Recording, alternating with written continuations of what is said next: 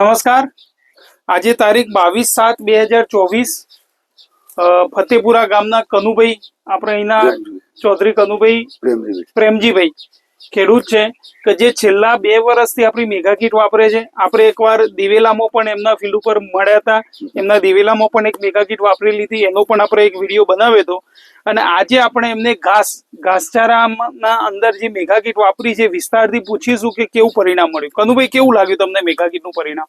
આપડે જે પેલું તમને વાત કરી ને દિવેલા, બરાબર, એવી રીતે અમે 3 વર્ષથી કોઈ ખાતર ભરેલું જ નથી. છાણિયું ખાતર છે જ નહીં. 3 વર્ષ પહેલા ઝાડ વાવી હતી. અચ્છા, ઉનાળો બરાબર. ફરી રાખી બીજી દિવાળી સુધી. અચ્છા, દિવાળી પછી ઘઉં વાયા. બરાબર. એમાં મેગા કીટ જ વાપરી ને આપણે. ઘઉંની અંદર પણ મેગા કીટ વાપરી હતી. ઓકે, ઘઉં હારા હતા.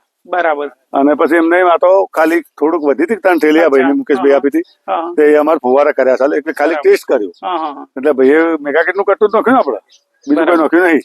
અને યુરિયા પિયત વખતે એક વખતે પિયત માં યુરિયા, બરાબર બરાબર, પાયામાં અને પિયતમાં બેમાં મેગા કીટ જ હવે ખાલી અખતરો જ કર્યો તો આમાં કોઈ થવાનું નહીં.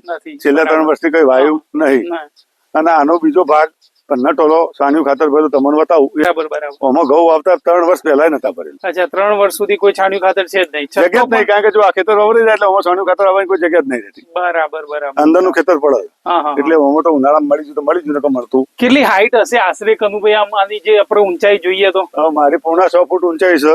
બરાબર. હાથ ઊંચો કરતો 7 આજુબાજુ થઈ જાય. બરાબર. એના ઉપર 3 દેખાય એટલે 10 ફૂટ જેટલી હાઈટ તો ખરી. વધારે મેં ઘેરથી લોકો માપે 13.5 થતો. 13.5 ફૂટની હાઈટ તમે ઘાસચારાની લઈ જાઓ કે આની અંદર છેલ્લા વર્ષોથી સવારે જ લઈ ગયો તો હું. બરાબર. અને માપ્યો છે, ઘેર માપીને મૂક્યો.